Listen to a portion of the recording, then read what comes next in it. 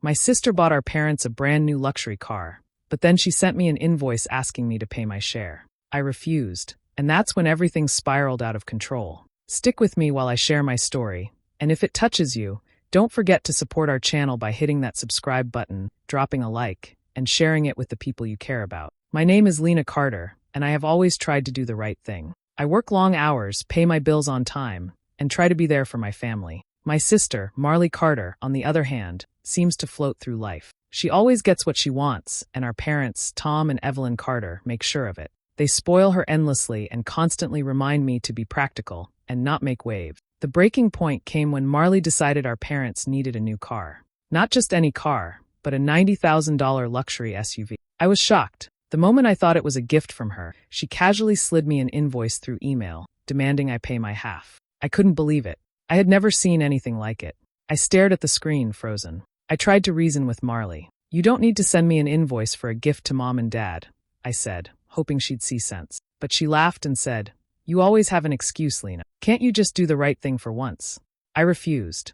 I told her I wouldn't be part of her games anymore. She scoffed, and our parents, rather than understanding, rolled their eyes. "She's always been the responsible one," my mother said. "Just pay her share, Lena. It's easier that way."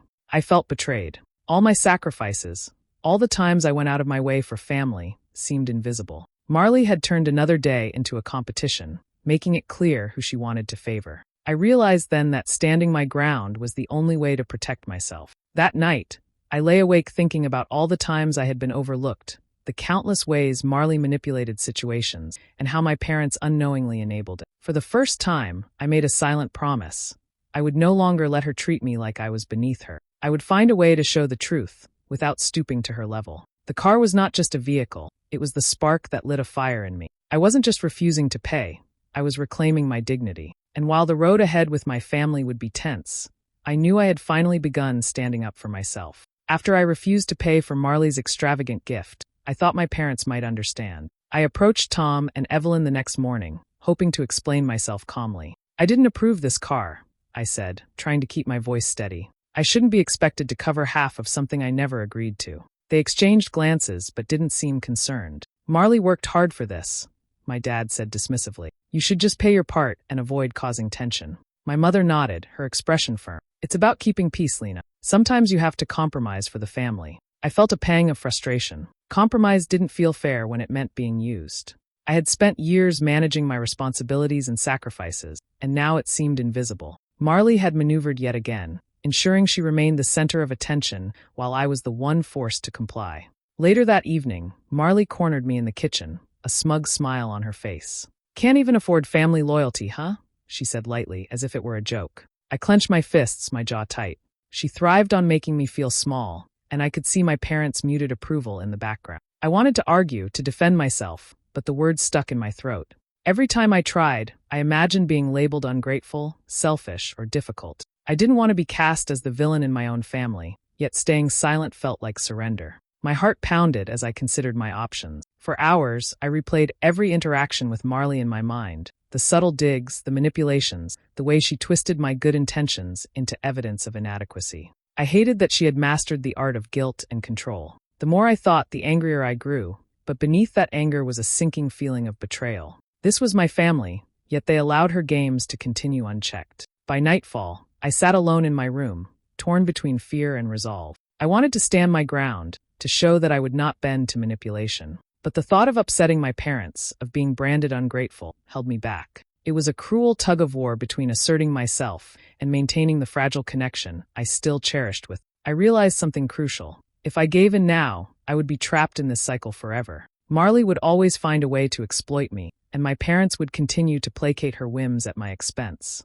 I needed a plan, a way to confront the unfairness without losing myself entirely. That night, I promised silently that I wouldn't let fear dictate my actions. I would figure out a way to reclaim my voice and my place in my family. But first, I had to survive this tension without shattering the fragile peace that held us all together.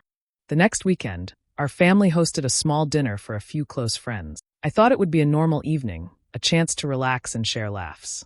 I was wrong. As we sat around the dining table, Marley leaned back in her chair with a sly smile. "You know," she said casually, loud enough for everyone to hear, "Lena never really contributes, but she's always ready to complain about everything. The room went silent for a moment. I felt my face flush, a mix of anger and embarrassment. Our friends exchanged awkward glances, unsure how to react. Marley didn't miss a beat. She thrived on the discomfort she created. Her words weren't just cruel, they were calculated. I took a deep breath, refusing to respond immediately. I realized something chilling. This wasn't about a car or even a single argument. It was a pattern, a carefully orchestrated game she had been playing for years. Every time I tried to assert myself, Marley found a way to twist it, to make me feel guilty, small, or unreasonable. Every slight smile, every offhand comment, every calculated remark, it was all part of her manipulation. In that moment, a clarity I hadn't felt before washed over me. I wasn't powerless. I didn't have to allow her to define me or control how everyone saw me. My dignity was mine to protect, and I wouldn't let her take it quietly. After the dinner, I retreated to my bedroom, my mind racing. I began replaying the countless moments when Marley had subtly undermined me. Family gatherings where my achievements were dismissed, conversations twisted to make me appear selfish, small manipulations hidden behind smiles. The pattern was undeniable. She had been chipping away at my confidence for years, and it had gone mostly unnoticed.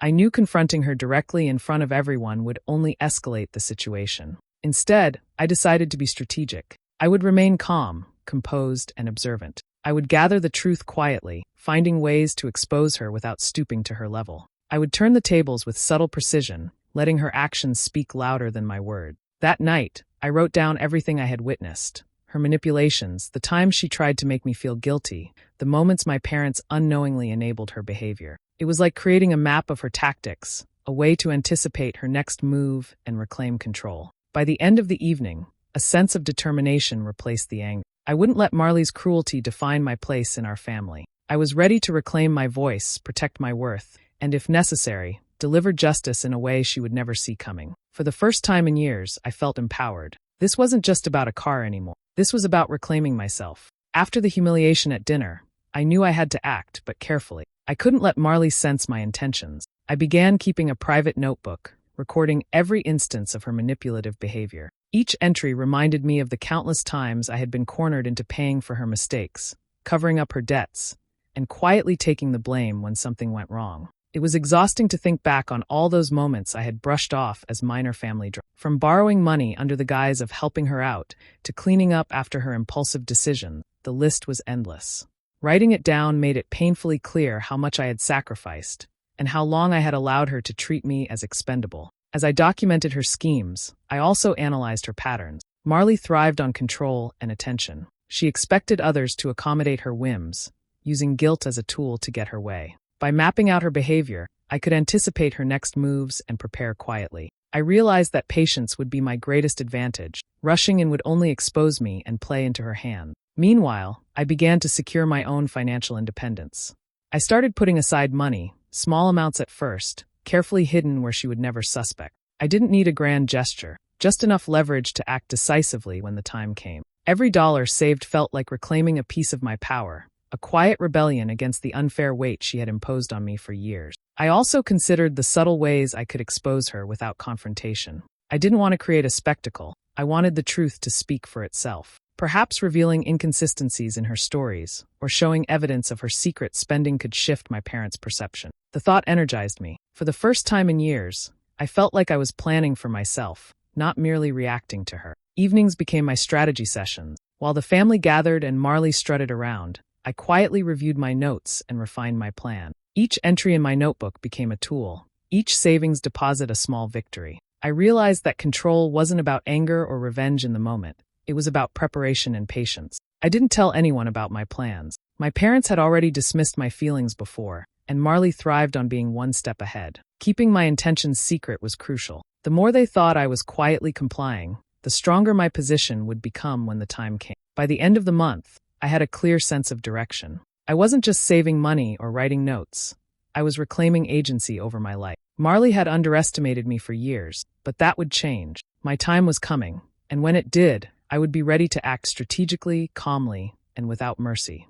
A few weeks later, while sorting through old bills and receipts I had tucked away for my own records, I noticed something unusual. Marley had been bragging to our parents about her financial struggles, complaining she barely had enough for monthly expenses. Yet the documents I found revealed a very different picture. She had been quietly funneling money into high-end vacations and luxury experience. At first, I couldn't believe it. How had she hidden this so cleverly? But as I examined the statements, each trip, each purchase lined up perfectly. She had built an illusion of hardship while indulging herself. My blood boiled at the audacity. She had manipulated everyone, making herself seem selfless while living extravagantly at my expense. I realized this was the moment to act, but carefully. I didn't need to humiliate her completely, just enough to start shaking her facade. A family dinner was approaching, a small gathering for my parents' anniversary. Everyone would be there, including Marley, who would undoubtedly be her usual charming self. I decided to use the opportunity to reveal one undeniable truth. During the conversation, Marley started her usual act,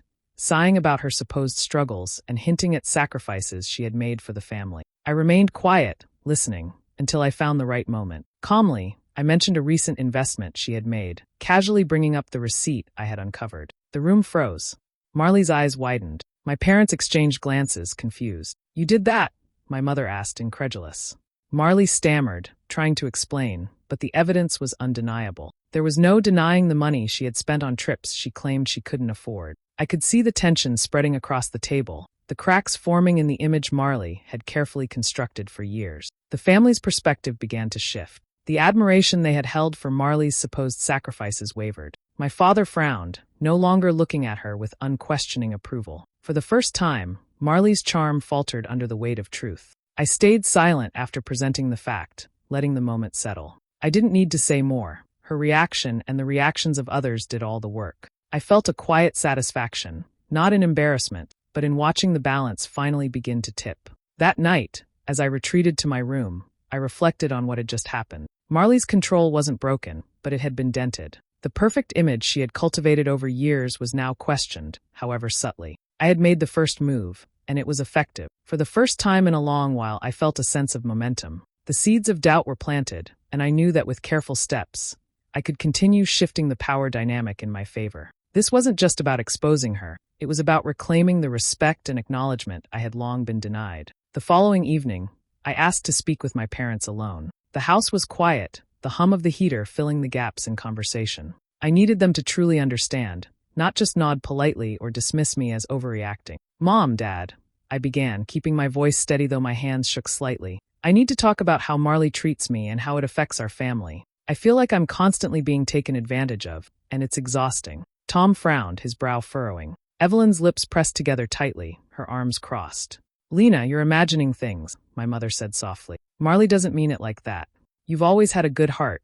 Maybe you're reading too much into it." I swallowed hard, trying to maintain composure. "I'm not imagining it. I've been keeping records," I said, placing my notebook on the table. "Every time Marley borrows money without repaying, every time she shifts blame for her mistakes, every time she manipulates situations to make me feel guilty, I've written it all down. I need you to see this, so you understand I'm not just complaining." I watched my parents' expressions change as they read. Their initial disbelief gave way to hesitation, confusion, and slowly recognition. Tom looked away, his hands tightening on the table. Evelyn's eyes glistened, and she exhaled slowly, a mixture of regret and realization. I didn't know it was this bad," my father muttered. His voice was low, hesitant, but there was a hint of concern there. My mother shook her head, speechless, as though the weight of the truth had finally settled on her shoulders. My emotions, which I had fought to contain, began to spill over. "I've sacrificed so much," I said, my voice cracking. "I've worked hard, tried to keep peace, and yet I feel invisible.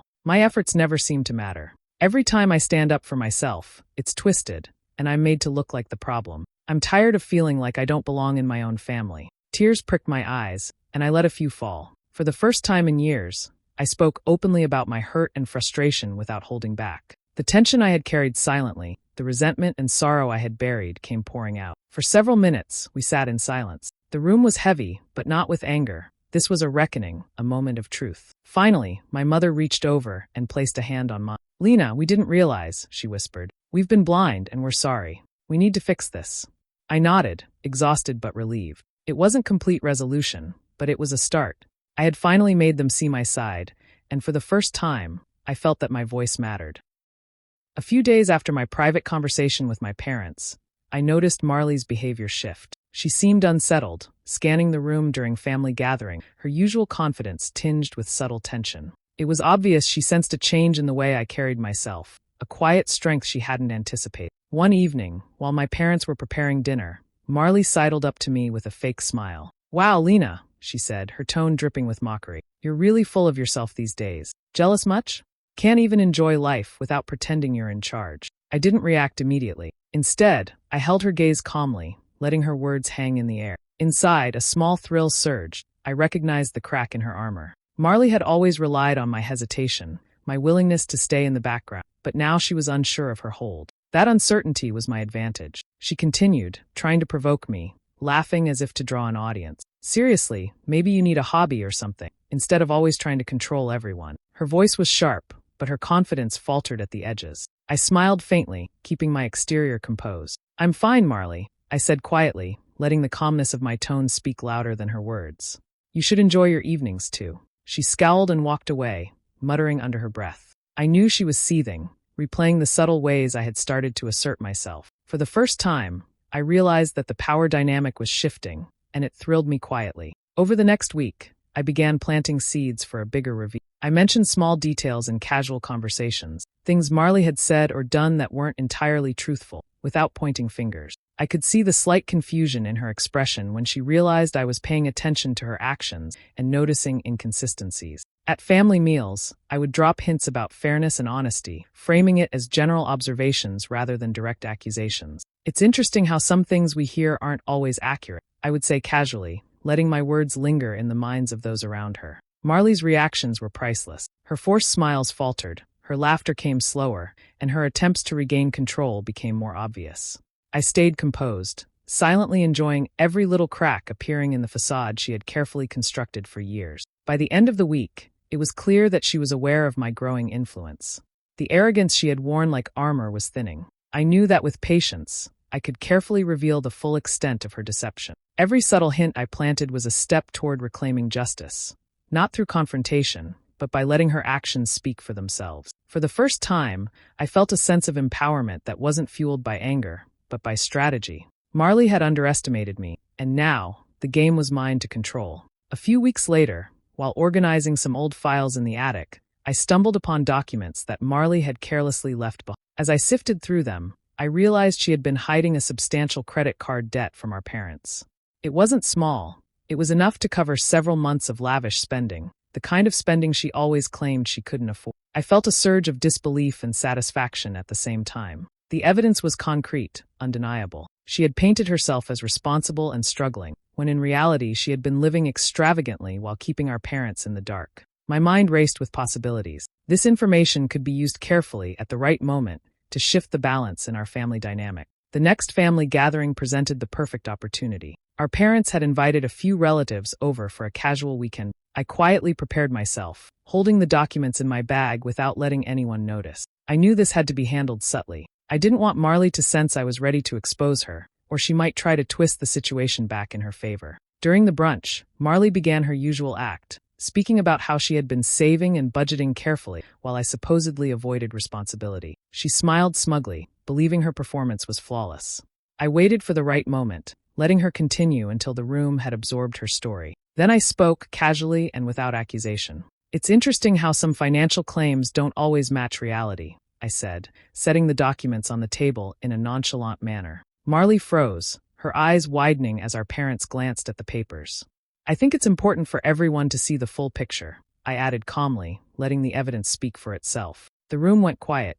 Our relatives leaned in, reading the documents, and my parents exchanged worried glances. Marley stammered, trying to explain, but the figures were undeniable. Every purchase, every balance owed, every late fee was documented in black and white. The image she had cultivated of herself as careful and deserving began to crumble in real time. I stayed composed, feeling a strange mixture of relief and triumph. For the first time, I could see my parents questioning their blind favoritism. They asked questions, their expressions thoughtful and conflicted. Marley's arrogance faltered as the evidence worked silently against her. By the end of the gathering, the shift was palpable. The family was no longer willing to accept her words at face value. Subtle doubt had been planted, and I knew this turning point would change how she was perceived forever. As I walked away from the table, I realized this moment marked a new phase. I was no longer just reacting to her manipulation. I was shaping the outcome, quietly, deliberately, and with control. Marley's carefully constructed image was cracked, and the momentum was now entirely on my side.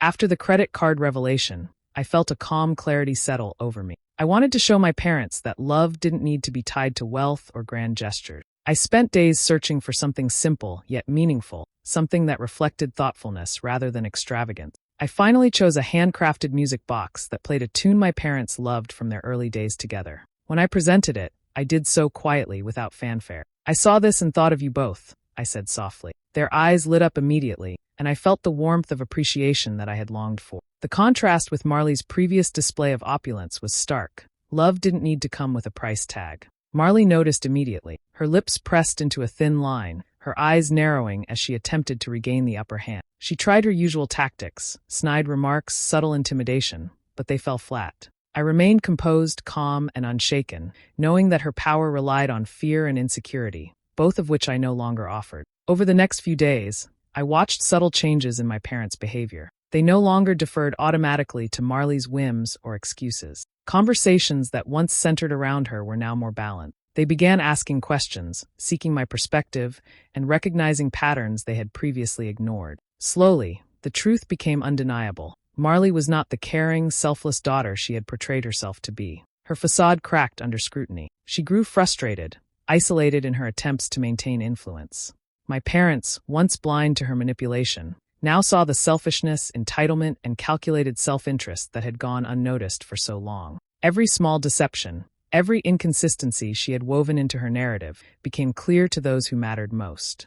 With Marley's influence diminished, my position in the family shifted naturally. Respect replaced the quiet resentment I had once carried, and I felt seen in a way that had been absent for years. It wasn't about revenge in the cruel sense.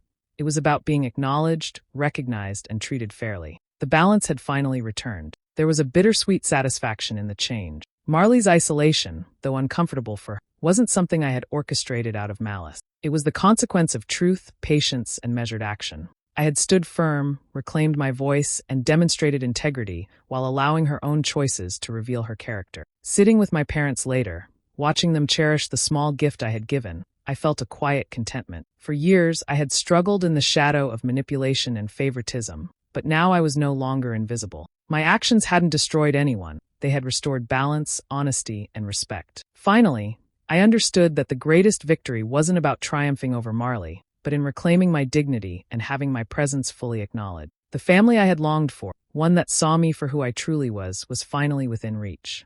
After the tension and revelations, life began to settle into a calmer rhythm. My parents and I spent more time together, talking openly without fear of judgment or interruption. For the first time in years, the walls of misunderstanding between us felt like they were finally coming down. We laughed over shared memories, discussed plans for the future, and simply enjoyed each other's company without the shadow of Marley's manipulations looming over every interaction.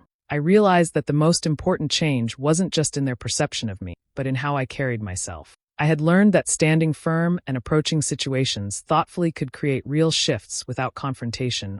I didn't have to prove myself through anger or aggression. I only needed patience, careful observation, and a willingness to act when the time was right. Reflecting on the past months, I saw how each step I had taken had been deliberate. From quietly documenting Marley's behavior to uncovering the hidden truths, to presenting facts at just the right moments, every action built toward reclaiming respect and fairness. It wasn't about humiliating her or seeking revenge. It was about restoring balance in my life and in the family I cared about. Sitting with my parents one evening, I felt a weight lift from my shoulders. "Thank you for listening and trusting me," I said softly. Their smiles, warm and sincere, reassured me that the bond we shared had been strengthened, not weakened, by the conflicts we had faced. It felt like a fresh beginning, a chance to nurture our relationships honestly and openly. I thought about Marley, now isolated and facing the consequences of her choices. There was no satisfaction in seeing her struggle. It was simply the natural outcome of her decisions. My satisfaction came from knowing that I had remained true to myself, handled the situation with integrity, and allowed the truth to surface without deceit or malice. In the quiet of that evening, I realized how much I had grown. I had learned to trust my instincts, assert boundaries, and take control of circumstances that once left me feeling powerless. I had discovered that justice doesn't always require confrontation. Sometimes it simply requires patience, strategy, and confidence in one's own work. Looking forward, I felt hopeful. The family dynamics had shifted, but for the better. I was no longer overlooked, dismissed, or undervalued. My parents truly saw me, and I had earned my rightful place in their hearts. I stood up for myself, and my family finally saw the truth. Do you think I made the right choice by refusing to pay her? Let me know in the comments. And if you want more stories like this, make sure to subscribe.